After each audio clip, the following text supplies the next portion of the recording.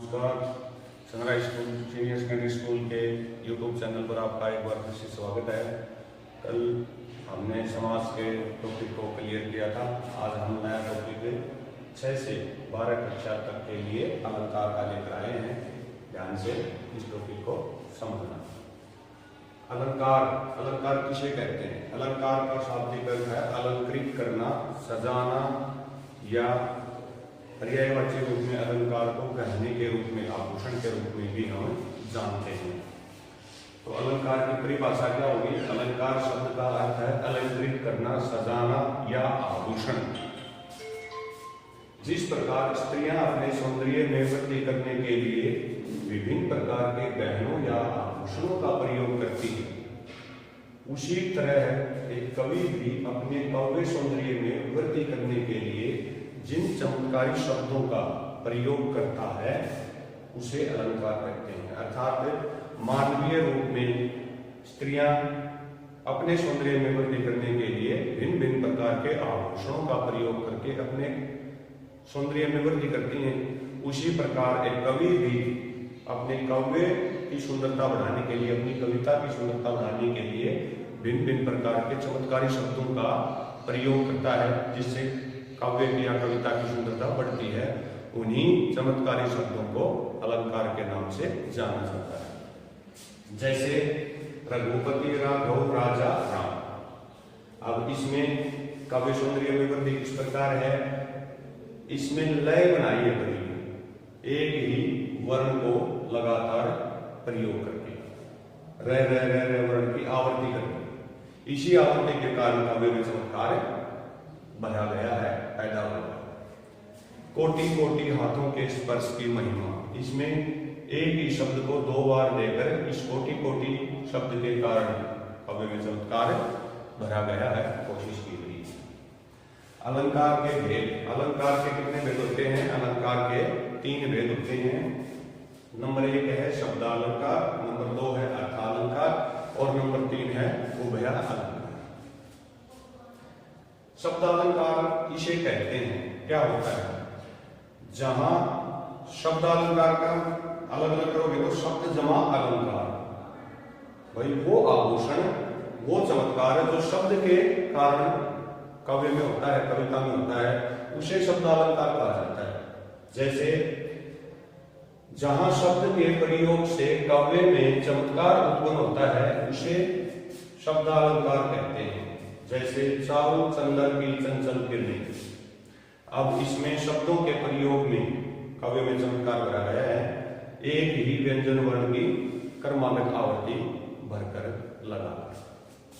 तरनी तनुजा तमाल तरुवर बहुछाई। एक इन सभी शब्दों में एक ही व्यंजन वर्ण को पहले क्रम पर रखकर इसकी लयात्मकता को बनाया गया है, दिखाया गया है। तो इससे काव्य में विशेष लय और चमत्कार पैदा हुआ है। दूसरा है अर्थालंकार। जहां शब्द के अर्थ के शब्द होगा लेकिन शब्द लिखा कुछ होगा, उसका अर्थ कुछ होगा, ऐसे प्रयोग से काव्य में चमत्कार उत्पन्न किया जाता है, वहां अर्थालंकार का प्रयोग किया जाता है। जहां शब्द के अर्थ के प्रयोग के कारण काव्य में चमत्कार उत्पन्न हो उसे अर्थालंकार कहा जाता है, कहते हैं। जैसे उसका हृदय नवनीत सा कोमल है। अब यहां नवनीत का मतलब होता है माखन, मक्खन, और हृदय की तुलना मक्खन से की गई है। यहां शब्द के अर्थ के प्रयोग से काव्य में चमत्कार उत्पन्न है कि उसके हृदय को मक्खन के समान कोमल माना गया है। उसका हृदय नवनीत सा कोमल है, मक्खन के समान कोमल है। कोई विनम्र सहृदय व्यक्ति है जो दूसरों की भलाई के लिए सदा तत्पर रहता है, उसकी विनम्रता और उसकी सहृदयता को देखकर उसके ऊपर ये काव्य पंक्तियां कवि ने लिखी हैं। यहाँ काव्य में चमत्कार उत्पन्न हुआ है और ये सा जो योजक लगा हुआ है उसके बाद ये उपमा अलंकार का उदाहरण है।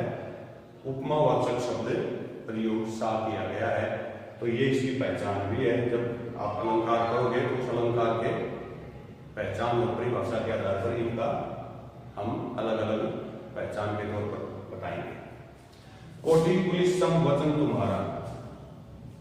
कोटि का मतलब होता है करोड़ों, पुलिस का मतलब कठोर, सम का मतलब समान, वचन का मतलब वचन बात, तुम्हारा तुम्हारे, तुम्हारे वचन करोड़ों वज्रों के समान कठोर। तो यहाँ ये आ गया, अगर आपने पहले भी अलंकार पढ़े होंगे तो उपमा वाचक शब्द सी सा से सम, उसमें से सम आ गए, ये भी उपमा अलंकार का भी उदाहरण है कि तुम्हारा वचन ही करोड़ों वज्रों के समान है, कठोर है। तीसरा है उभय अलंकार। उभय अलंकार का अर्थ है दोनों, जहां शब्द और अर्थ दोनों के एक साथ प्रयोग होने से काव्य में चमत्कार उत्पन्न हो, उसे उभय अलंकार कहते हैं। जैसे नर की अरु नल नीर की गति एक कर जोए, जे तो नीचो वे चले ते तो ऊंचो होए। भाई यहां दो उदाहरण दिए गए हैं इस पंक्ति के माध्यम से, इस काव्य पंक्ति में। वो शब्दालंकार के रूप में भी है और अर्थालंकार के रूप में भी है कि मनुष्य की अरु और नल के, नल नीर की है पानी के नल की, मनुष्य की और पानी के नल की गति एक समान होती है, अर्थात दोनों एक समान होते हैं, एक समान स्थिति होती है। जे तो नीचो है चले, वे जितना नीचे होकर चलते हैं अर्थात जितना झुककर चलते हैं, जितना विनम्र मनुष्य का स्वभाव होगा, और पानी का नल जितना नीचा लगाया जाएगा ते तो ऊंचो होए, वे उतना ही ऊंचा उठते हैं, ऊपर उठते हैं। अर्थात मनुष्य जितना विनम्र और सरल स्वभाव का होगा, उतना ही लोगों के बीच वो अपनी लोकप्रियता बनाएगा, और पानी का नल जितना अधिक नीचा लगाया जाएगा उसमें उतनी ही अधिक मात्रा में पानी आएगा, अर्थात अधिक तेजी से, तेज गति से पानी उसमें ज्यादा मात्रा में आएगा। ये इस पंक्ति का भाव है, और इसमें दोनों शब्द और अर्थ दोनों अलंकार प्रयोग हुए हैं। तो यहाँ वह अलंकार का उदाहरण स्पष्ट रूप से देखा जा सकता है। आज के लिए इतना ही, कल हम आपको अलंकार बारी बारी करवाएंगे। धन्यवाद।